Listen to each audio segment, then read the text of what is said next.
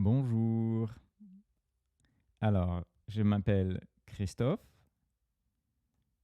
Vous me suivez peut-être à travers ma page Instagram qui s'appelle Prononciation avec Christophe. Aujourd'hui, j'ai publié un nouveau quiz. Et ce quiz est le suivant. Je vous demande de trouver quelle est la phrase, laquelle des deux phrases je prononce. La première phrase est 1, 2, j'ai 2 pouces. La deuxième phrase est 1, 2, j'ai 2 puces. Alors, ce qui est intéressant, c'est que plusieurs personnes m'ont demandé, mais c'est quoi une puce? Alors, j'imagine que beaucoup d'entre vous, vous savez exactement ce qu'est une puce. Alors, la première des choses, quand on entend le mot puce, ben moi, je me gratte. Je me gratte, je me gratte. C'est-à-dire, j'ai envie de me gratter. Se gratter, c'est quand je prends ma main, j'ai une démangeaison et je vais frotter mon bras. Par exemple, quand un moustique m'a piqué, eh bien, je vais commencer à me gratter rapidement parce que ça va me gêner. Ensuite, quand j'entends le mot puce, eh bien, tout de suite, je vais penser aux animaux et plus particulièrement aux chiens et aux chats. Parce que on sait que des puces, ce sont aussi ces petits insectes, on appelle aussi des parasites, qui viennent sur les chats et les chiens et ils sautent ding ding ding. Elles aiment bien sauter, les puces. Puce, c'est un mot féminin. On dit une puce. Donc, les puces aiment bien sauter sur les chiens et les chats. Bon, évidemment, ça gratte les puces. C'est pour ça que souvent, on peut voir un chien se gratter l'oreille violemment, et même un chat. Est-ce que vous avez des chiens et des chats à puces, c'est-à-dire avec beaucoup de puces? Mais puces, c'est aussi d'autres choses. Et notamment, on parle de puces, de micro-puces dans les systèmes informatiques. Mais quand on parle de carte SIM, eh bien, une carte SIM, c'est aussi une puce.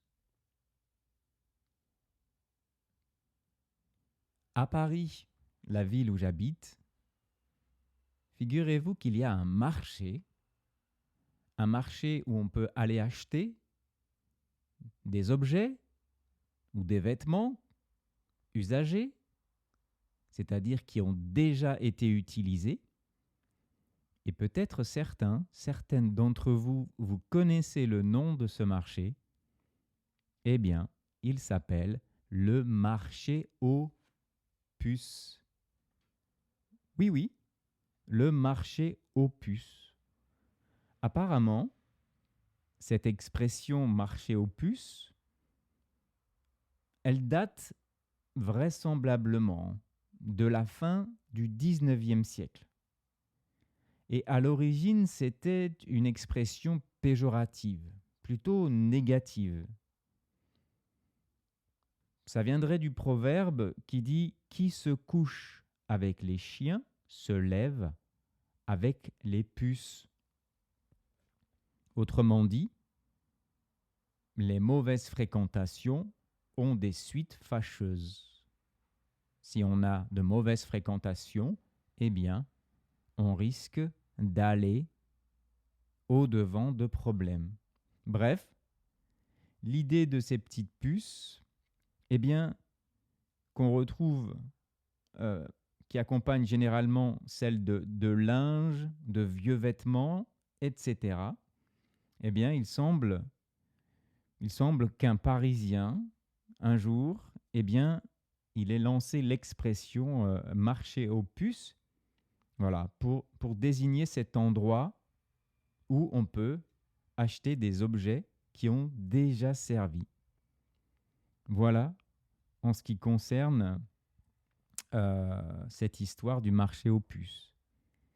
Et puis, pour terminer sur les puces, eh bien, sachez que ma puce, c'est aussi un terme affectif. Par exemple, les parents, à leurs enfants, à leurs petites filles, à leurs petits garçons, pourront dire « Alors, ça va ma puce? Comment tu vas ma puce ?» Voilà, c'est un petit mot gentil, affectueux, à l'attention d'une personne qu'on aime finalement. Et plus particulièrement, on entend cela de parents, de gens de la même famille envers des enfants. Voilà, j'espère que vous en avez appris un peu plus en ce qui concerne les puces. Et puis il y a également le mot pouce. Pouce. Donc, vous connaissez le pouce. Nous avons une main. Dans chaque main, nous avons deux mains. Nous avons deux mains, hein, c'est ça. Nous avons deux mains et à chaque main, nous avons 5 doigts. Prenons une main, la main droite par exemple, et nous allons commencer par le doigt le plus large, le plus gros, que l'on appelle le pouce. Le pouce. Juste après le pouce, il y a l'index. L'index, c'est le doigt dont on se sert pour pointer, pour désigner quelque chose, un objet ou quelqu'un, une personne. Le doigt du milieu, c'est le doigt le plus grand. Et comme c'est le plus grand, c'est facile à retenir, on l'appelle le majeur. En France, on est majeur quand on a 18 ans. Le nom, c'est la majorité. Donc le doigt le plus grand s'appelle le majeur. Ensuite, nous avons l'annulaire. Pourquoi annulaire? Eh bien, ça vient du mot anneau. Anneau, je dirais peut-être un mot qui se rapproche et que vous connaissez, c'est une bague. Lorsque l'on va se marier, par exemple, eh bien, l'alliance se mettra justement à ce niveau, au niveau de l'annulaire. Enfin, le 5e doigt, le plus petit, eh bien, il s'agit de l'auriculaire. Auriculaire. Un rapport avec l'oreille. L'oreille. À votre avis, est-ce que c'est pour se gratter l'oreille? Vraisemblablement.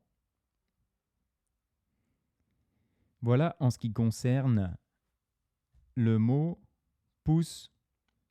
Alors, ce qui est intéressant avec le mot pouce, c'est qu'en français, nous avons beaucoup d'expressions. Par exemple, donner un coup de pouce à quelqu'un, eh bien, c'est une action qui vise à aider la personne. Eh bien, tiens, je vais te donner un coup de pouce pour t'aider à réussir. faire du pouce. Est-ce que vous avez déjà fait du pouce? Faire du pouce, en français, c'est faire de l'autostop, c'est-à-dire se mettre au bord de la route, lever, étendre son bras, lever son pouce, qui signifie « Pourriez-vous nous prendre dans votre voiture, s'il vous plaît ?» Manger sur le pouce. Manger sur le pouce, eh bien, ça signifie manger rapidement, manger à la hâte, souvent sans s'asseoir, sans prendre le temps de s'asseoir, sans assiette. Bon, allez, on va manger sur le pouce, hein, parce que là, on n'a pas le temps, là. Il faut se dépêcher. Et puis, on a également l'expression « ne pas bouger d'un pouce ». Il était près de la rivière en train de pêcher et il ne bougeait pas d'un pouce. Il tenait sa canne à pêche à la main, mais lui, il ne bougeait pas d'un pouce. Ça signifie tout simplement qu'il restait sur place et qu'il ne bougeait pas. Il restait dans la même position. Et puis, allez, un petit dernier. Quand j'étais petit, je jouais souvent à chat. En fait, on désignait quelqu'un, une personne, un enfant, on lui disait « c'est toi le chat ». Et tous les autres, nous étions les petites souris et nous devions courir pour ne pas être attrapés par le chat. Et puis, quand on en avait marre, quand on était fatigué, si l'on voulait arrêter ou faire une trêve, s'arrêter pour un moment, une interruption momentanée, eh bien, on levait le pouce et on disait « pouce, pouce ». Ça signifie on interrompt le jeu quelques minutes. Voilà, quelques précisions sur le mot « pouce » et sur le mot « puce ». Alors, pour terminer, je voudrais vous donner 2-3 petites choses à propos de la prononciation du mot « pouce » et du mot « puce ». La chose que vous devez savoir et retenir aujourd'hui, c'est que la prononciation du son « OU », qui s'écrit O-U, hein, c'est un seul son, mais écrit avec 2 voyelles, O-U, prononcé OU comme nous, vous, lou, eh bien c'est un son qui est très relâché, qui est très relax. On dira « j'ai 2 pouces ». 1, 2, j'ai 2 pouces. Le son U, lui, est une voyelle qui est beaucoup plus tendue. Beaucoup plus tendue. Donc n'hésitez pas à serrer vos poings. Vous allez serrer vos poings, vos 2 poings, en disant ce mot « puce ». 1, 2, j'ai 2 puces. 1, 2, j'ai 2 puces. Maintenant, vous allez dire 1, 2, j'ai 2 pouces. Donc, vous allez vous détendre et vous relâcher. 1, 2, j'ai 2 pouces. 1, 2, j'ai 2 pouces. Allez, une dernière fois. La phrase numéro 1. 1, 2, j'ai 2 pouces. Phrase numéro 2, plus tendue. 1, 2, j'ai 2 puces. J'ai 2 pouces. J'ai 2 puces. Voilà. J'espère que ce petit podcast vous est utile. Et puis, je vous remercie pour votre fidélité sur Instagram. Et je vous souhaite une excellente fin de journée ou début de journée, ça dépend, où vous vous situez sur le globe.